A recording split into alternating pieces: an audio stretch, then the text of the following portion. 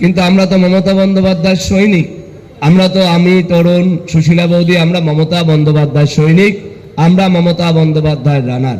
তাই যতদূর পর্যন্ত আমাদের এই কণ্ঠস্বর যাচ্ছে, সেই অঞ্চলের যেই সমস্ত নির্বাচক মণ্ডলী আছেন তাদেরকে আমরা প্রণাম জানাই, তাদেরকে শ্রদ্ধা জানাই। কারণ আসন্ন লোকসভা নির্বাচনে আপনার আমার ঘরের মেয়ে, যাদবপুরের মেয়ে, যাদবপুর লোকসভা কেন্দ্রেই তার বাড়ি, গালগ্রিনে তার বাড়ি। আমাদের সকলের প্রিয় মমতা বন্দ্যোপাধ্যায়ের আশীর্বাদ ধন্যা শ্রীমতী সায়নী ঘোষের সমর্থনে এই মিটিং চলছে। এই অঞ্চলের অনেক কমরেড নিশ্চয়ই লুকিয়ে চুরিয়ে আমাদের বক্তব্য শুনছেন। যখনই এই জায়গাটায় আসি, এই বুড়ির দোকানের সামনে, তখন ছোটবেলায় ঠিক 21-22 বছর আগে সিপিএম এর অত্যাচারের কথা মনে পড়ে যায়। তখন এই বুড়ির দোকানের সামনে প্রয়াত দুলাল দাস ঠাকুরের নেতৃত্বে আমরা সেদিন আন্দোলন করছিলাম। সম্ভবত একটি বন্ধ ডেকেছিল মার্ক্সবাদী কমিউনিস্ট পার্টি। কারণ সিপিএম মানেই বন্ধ, সিপিএম মানেই বন্ধা। ওরা জানে বন্ধা রাজনীতি করতে। তাই 34 বছর মার্ক্সবাদী কমিউনিস্ট পার্টি যখন বাংলার বুকে ক্ষমতায় ছিল, একটা কাজই করে গেছে, বন্ধ বন্ধ বন্ধ। আমাদের যেমন দুর্গা পূজা হয়, আমাদের যেমন কালী পুজো হয়, আমাদের যেমন শিব পুজো হয় বাৎসরিক, তেমন সিপিএম এর আমলে ছিল বন্ধ। প্রতি বছর একটা করে বন্ধ ডাকতো। মমতা বন্দ্যোপাধ্যায় বাংলার বুকে ক্ষমতায় এসে অনুধাবন করলো এই বন্ধ বাংলার বুকে রাখা যাবে না। এরম এক বন্ধের দিনে মার্ক্সবাদী কমিউনিস্ট পার্টির কমরেডরা সেদিন এই বুড়ির দোকানের সামনে দুলাল দাস ঠাকুরকে, আজকে যে মাইক্রোফোন, তখন তার টোডিয়াম এত সুন্দর ছিল না, এখানে দাঁড়িয়ে তরুণ ছিল, আমি ছিলাম, দুলাল দাস ঠাকুররা ছিল, সেদিন মাইকের তার দিয়ে দুলাল দাস ঠাকুরকে সিপিএম এর কমরেডরা সেদিন মেরেছিল। আমরা ভুলে যাইনি কমরেড।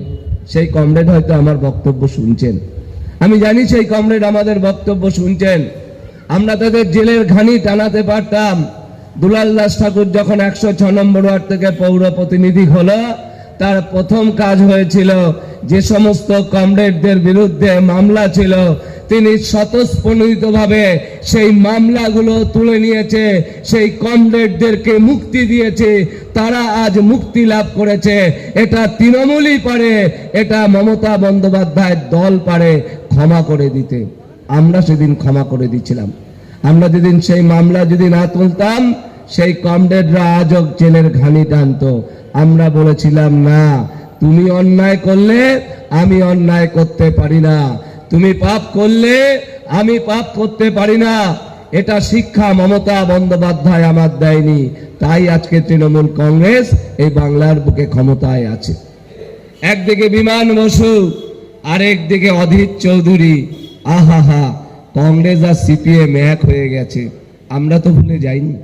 আমরা যারা কংগ্রেস করতাম এক সময়, আমরা তরুণরা যখন কংগ্রেস করতাম, আমরা তো ভুলে যাইনি।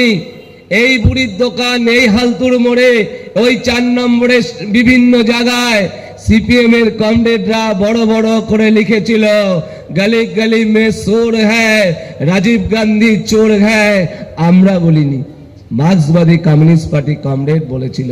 সেই গলি গলি মে চোর হ্যায়, রাজীব গান্ধী চোর হ্যায়, সেই সোনিয়া গান্ধীর দলের সাথে আজকে হাত মেলাতে হয় মার্ক্সবাদী কমিউনিস্ট পার্টিকে। আমরা ভুলে যাইনি কমরেড, আমরা ভুলে যাইনি। আমরা সিপিএম এর হাতে মার খাওয়া ছেলে, আমরা সিপিএম এর অত্যাচার দেখেছি, আমরা সিপিএম এর ব্যভিচার দেখেছি।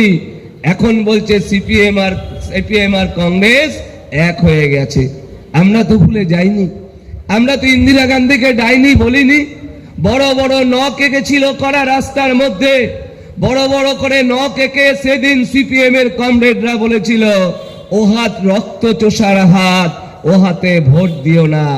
কংগ্রেসকে আমরা বলিনি, সিপিএম সেদিন বলেছিল, ও হাত রক্ত চোষার হাত, ও হাত গলা কাটার হাত, ওই হাত চিহ্নে ভোট দিও না।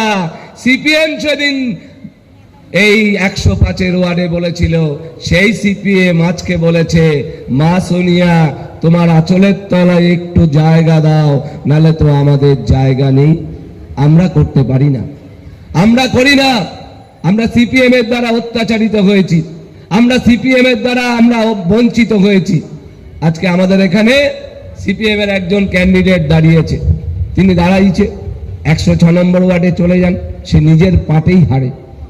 ওই যে সিপিএম এর কমরেড যে দাঁড়িয়েছে না, গত 20 বছরের ইতিহাস নিন, কায়েস্তপাড়া অঞ্চলে তার বাড়ি, তার যে বুথ কেন্দ্র, সেই 29 নম্বর বুথে একবারও মার্ক্সবাদী কমিউনিস্ট পার্টি জিততে পারেনি। আমার মনে হয় সেই সিপিএম এর যিনি প্রার্থী দাঁড়িয়েছে তিনিও তৃণমূল কংগ্রেসকে গত নির্বাচনে ভোট দিয়েছে, নালে আমরা জিততাম কি করে। তাই কায়েস্তপাড়া অঞ্চলে 4টে পার্টে আমরা গত নির্বাচনে জিতেছি, একটা পার্টেও জিততে পারিনি। ওরা জিতবে না।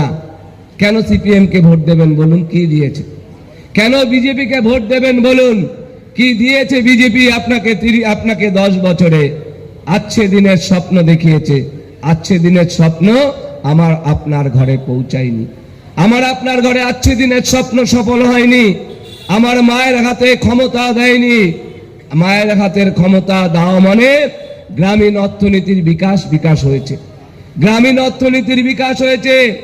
আগে যে মুদিখানা দোকানে গ্রামে 200 টাকা বিক্রি হতো সারাদিনে, এখন সেই মুদিখানার দোকানে গ্রামে সারাদিনে 1000 টাকার বিক্রি হয়। আমার মা একটু চানাচুর কিনতে যায়, আমার বোন একটু উল কিনতে যায়, আমার ভাই একটু কেনাকাটা করতে যায়। যাকে বলে গ্রামীণ অর্থনৈতিক বিকাশ হয়েছে মমতা বন্দ্যোপাধ্যায়ের হাত ধরে। গ্রামীণ অর্থনীতির বিকাশ হয়েছে, শহরের অর্থনীতি বিকাশ হয়েছে। আজকে যখন তরুণ মণ্ডল, সুশীলা মণ্ডলকে আপনাদের ভোট চাইতে চায়, তখন আপনারা তো বিচার করেন নির্বাচনে কেন আপনি ভোট দেবেন। নির্বাচনে ভোট দেওয়ার একটাই অধিকার, যে গণতান্ত্রিক পদ্ধতিতে আপনাদের নির্বাচনে জয়লাভ করেছি।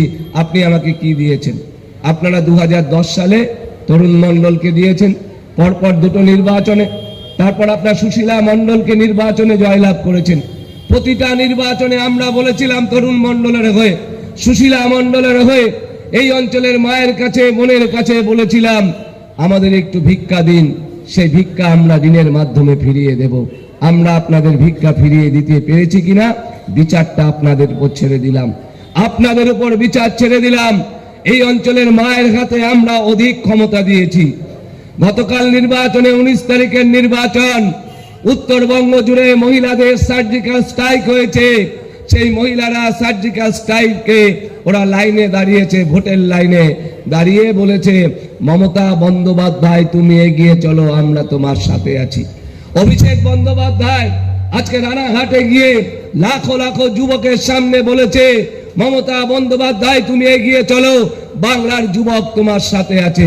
আজকে লাখো লাখো যুবক, লাখো লাখো নরনারী আজকে মমতা বন্দ্যোপাধ্যায়ের পিছনে আছে।